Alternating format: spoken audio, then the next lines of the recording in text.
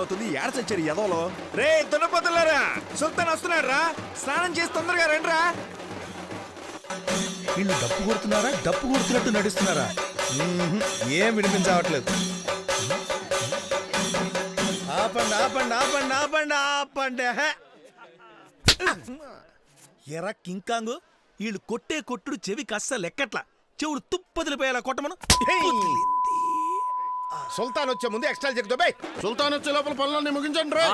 సుల్తాన్ వస్తున్నాడు, ఎన్ని రోజులు ఉంటాడో తెలీదు. అన్ని పనులు సర్లే సర్లే సర్లే.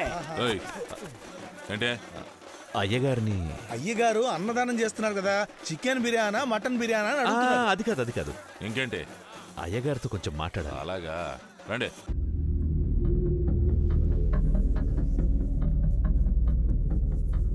మా కోసం ఒకడిని చంపాలి. చంపాలా? ఎవరిని? జయేంద్ర.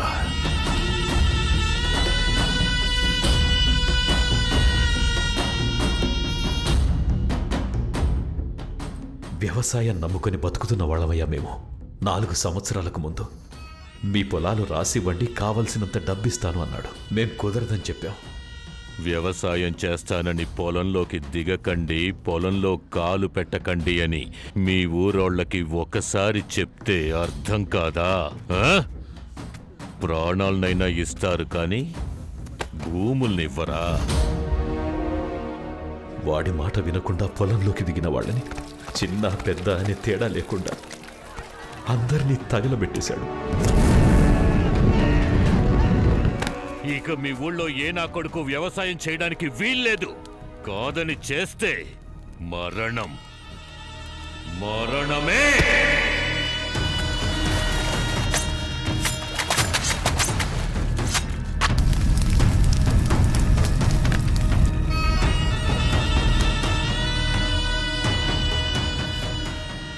అయ్యా, ఇది మా శక్తి కొద్దీ ఇస్తున్నది.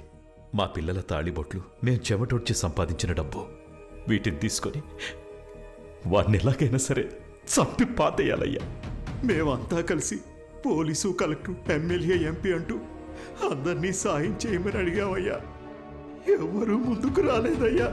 కొంతమంది తిండి గతి లేక వలసెళ్ళి పొరుగురులో కూలీనాలి చేసుకుంటున్నారయ్యా. వాడి రక్తంతో తడిచాకే మళ్ళీ మా పొలాల్లో విత్తనాలు మొలకెత్తుతాయి. ఊరంతా మీ రాక కోసం ఎదురు చూస్తుందయ్యా.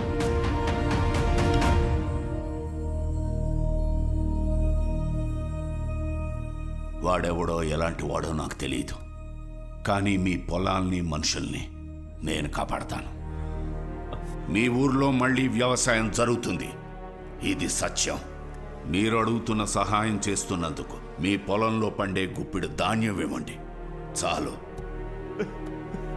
చాలా సంతోషం. సంతోషం.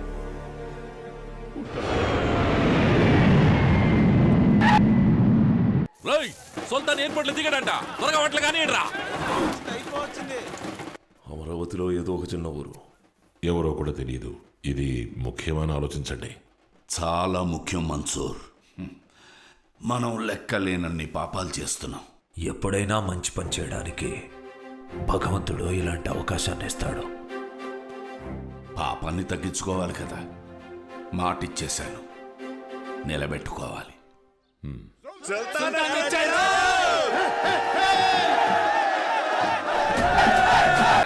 విక్రమ్, కాశీ బావునా, నువ్వైనా పేరు పెట్టి పిలిచావు. చల్. రే ఏంట్రా నువ్వు సుల్తాన్ పేరు పెట్టి పిలుస్తున్నావు? అదే గాడి పేరు. మావయ్య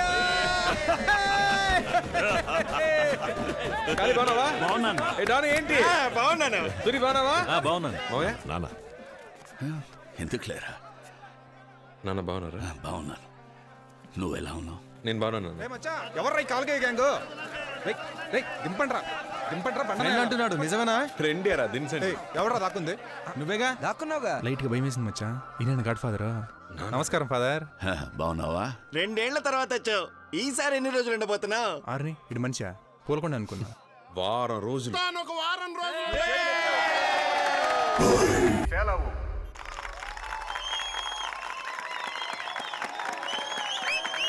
ఏదో అర్థమైనట్టే చప్పట్లు కొడుతున్నారు యదవులు. ఒరే చూడరా, రోబోలో రజనీకాంత్లో అన్ని పనులు ఇదే చేస్తుంది. ఇక మీదట మనకు పని ఉండదేమో. అవునరా మావా. సుల్తాన్, రోబో బొమ్మ బ్రహ్మాండంగా ఉంది. థ్యాంక్స్ అన్న, థ్యాంక్స్. ఈ పని మీద చెప్పాలి వెళ్ళాలి నాన్న. పార్ట్నర్షిప్ ఓకే అయితే లోన్ అప్లై చేసి వెంటనే కంపెనీ స్టార్ట్ చేయాలి నాన్న. సుల్తాన్ బాబు, అలా అయితే మనకు 100 రూపాయలు పార్సిల్ చేయండి. నరకోటాలు మటర్ లాంటి చిల్లర పనులు అయ్యే చేస్తాయి, మనం ఫ్రీగా ఉండొచ్చు. నీకు పని ఉండదు, పర్లేదా? అయ్యయ్యో, ఆ రోబోలు నాన్నే అట్టు పెట్టు. నిన్ను చూస్తుంటే నాకు చాలా గర్వంగా ఉందిరా. అయ్యా, పెంచింది మేమందరం, మెడలు మీక.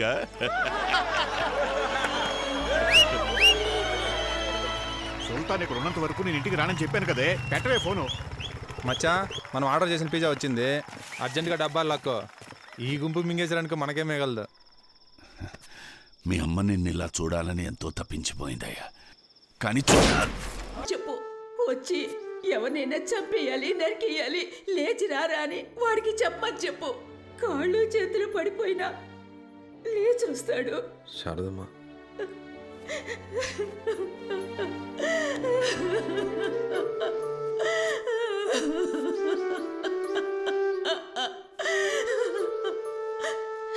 మీ నాన్న నీ చేతికి కత్తిస్తాడా? ఎవరి తలైనా చేతులైనా నరికి తెమ్మంటాడా? నీకు మాత్రం ఏం కాకూడదు. ఊళ్ళో వాళ్ళ పిల్లలు ఏమైపోయినా పర్వాలేదా? ఇవన్నీ చేసి మీ నాన్న డబ్బు నీకోసమే కదా కూడబెడుతోంది.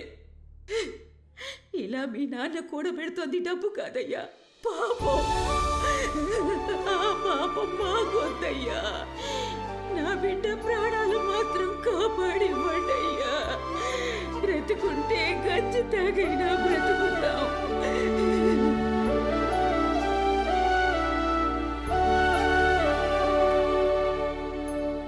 అయ్యా, పిజ్జా కొట్లు అడిగి చూసాం. వచ్చిన వాళ్ళెవరు వాళ్ళ మనుషులు కారట. కానీ వాడిని పంపించింది మాత్రం ఈ ఊళ్ళో ఉండేవాడే. పట్టుకోవచ్చయ్యా.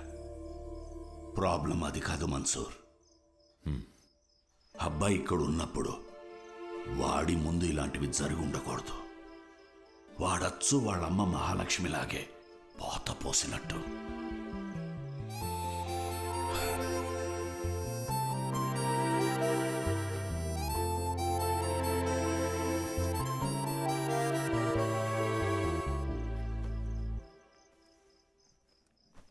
హేరా, ఒక వారం ఉంటానని చెప్పి అప్పుడే బయలుదేరుతున్నావు?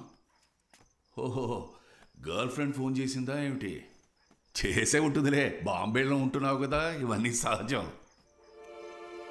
ఇది నేను మీ అమ్మ కాలికి తొడిగిన మెట్టే.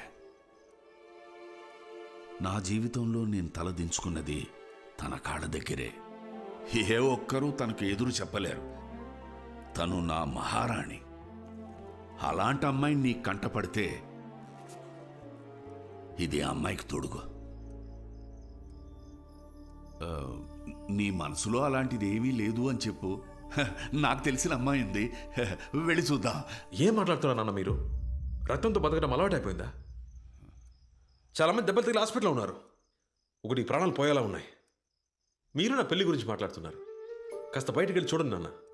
ఎంతమంది మీకు శాపనార్థాలు పెడుతున్నారు. నాకే తగులుతాయి నాన్న ఇంతకాలం మీరు చేసిన పాపాలన్నీ. రక్తంతో తెరిచిన దెబ్బతోనే నేను పెరిగాను, తిన్నాను, చదివాను. ఇప్పుడు ఆలోచిస్తే నా మీద నాకే కోపం వస్తోంది, అసహ్యం వేస్తోంది. మీకు దండం పెడతాను నాన్న, మీకు ఇలాంటివి చాలు. వాళ్ళందరినీ పంపించేయండి, కనీసం ప్రాణాలతో ఉంటారు. నేను చెప్పినా నీకు అర్థం కాదు. మా బతుకులే అలాంటివి. దీనింతటితో ఆపలేము, మార్చలేము. వీళ్ళు తిరిగి వెళ్లాలన్నా కొంతమందికి ఇళ్లున్నాయి. మిగతా వాళ్ళందరికీ ఇదే వాళ్ళ ఇల్లు, ఇదే వాళ్ళ కుటుంబం. నువ్వు నా కన్న బిడ్డవైతే వాళ్ళు నేను పెంచిన బిడ్డలు. నువ్వేంట్రా ఇలా మాట్లాడుతున్నావు? మరి నన్ను మాత్రం ఎందుకు బాబాయ్ పంపించారు?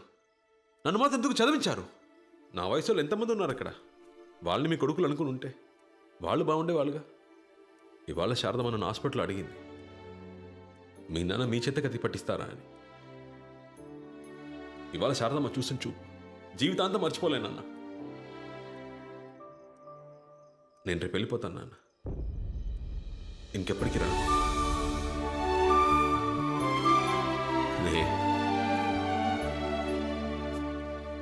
ఇంతవరకు నేను ఎప్పుడూ ఎవరిని ఏమీ అడగలేదు.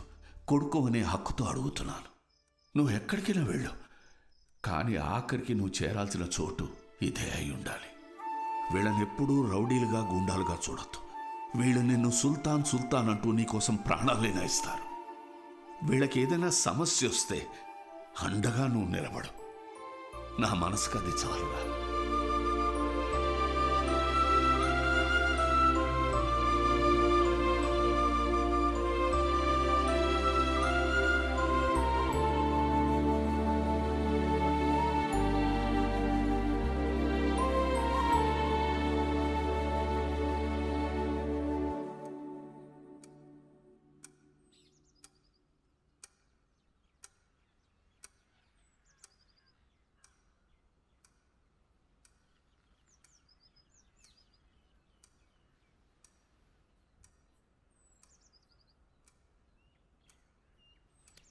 మన ఇంటికి మనుషుల్ని పంపించింది ఎవరో కాదు, పోలీసు వాళ్ళే. అవును బాబు, కొత్తగా వచ్చిన కమిషనర్ మహేందర్ రెడ్డి. అవును సార్, పెద్ద ఆయన్ని లేపాలన్నది టార్గెట్. కానీ ఇప్పుడు మీ ఇంట్లో ఉన్న పెద్ద తలకాయలందరినీ లేపేయాలనుకుంటున్నారు. అది కూడా 10 రోజుల్లో. మల్లేశం, రాఖీ, అరుణాచలం, సంపు, సాంబశివం, యాదగిరి, కాశీ, మైఖేల్, మన్సూర్. సేతుపతి తర్వాత రౌడీ అన్నవాడెవడు తలెత్తకూడదు. అందరినీ షూట్ చేసి పారేయండి. I want my city clean.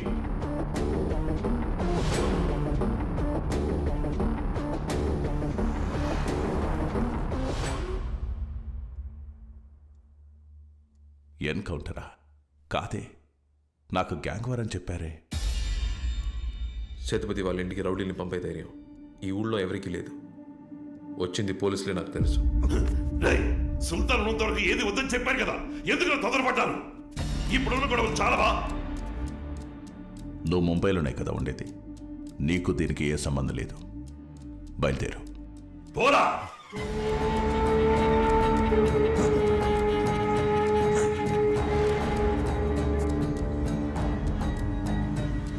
నేను నీ మంచి కోరి చెప్తున్నాను, ఇక్కడ ఉండొద్దు, వెళ్ళిపో. నన్ను పంపించి ఏం చేద్దామని సార్? కాల్ చంపేస్తారా? ఎంతమందిని? 10 మందిని? 20 మందిని? సరిపోతుందా?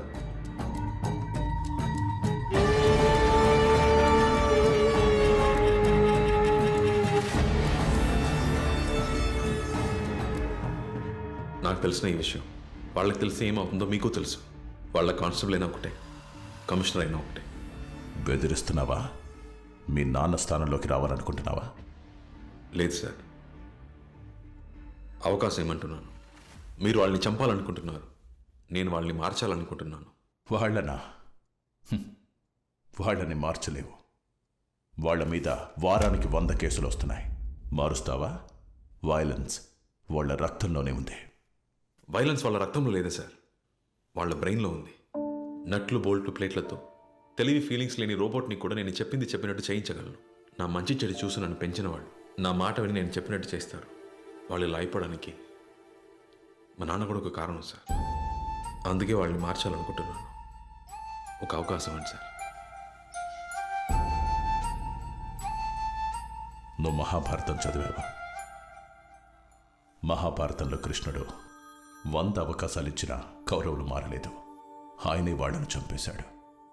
నువ్వు ఒక్క అవకాశమే కదా అడిగింది. ఇస్తాను. 6 నెలలు సరిపోతుందా? కానీ ఈ 6 నెలల్లో వాళ్ళ మీద ఓ చిన్న పెట్టి కేసు కూడా ఫైల్ అవ్వకూడదు.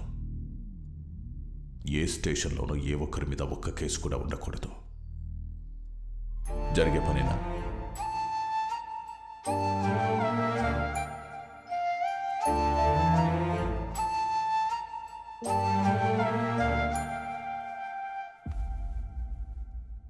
గుర్తుపెట్టుకో, ఒప్పందం మీరితే nobody can save them.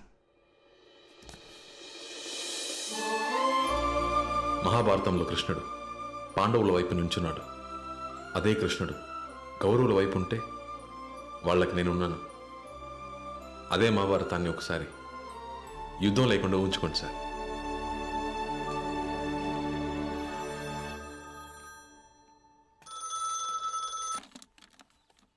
Hello, Velagapudi నుంచి మాట్లాడుతున్నాం అయ్యా. మీరు ఎప్పుడు వస్తున్నారయ్యా? ఇక్కడ రోజుకో ప్రారంభమవుతుందయ్యా. రాయ్, మీలో 20 మంది బయలుదేరి ఆ ఊరికి వెళ్ళండి. ఊరికి నీకేమన్నా బుర్రగాని దొబ్బిందా? మన ఇంట్లో దాడి చేసింది ఎవరో తెలీదు. వాళ్ళని పట్టుకోవడం మానేసి మమ్మల్ని ఊరికి వెళ్ళమంటావా? నాయకుడు లేని గ్యాంగు ముండమోపితో సమానమని నిరూపించావు. ఏం మాట్లాడుతున్నావు? నేను చెప్తున్నా, ఎవరు వెళ్ళకూడదు. సరే, వెళ్ళాలా వద్దా అని ఎప్పట్లా తేల్చుకుందాం.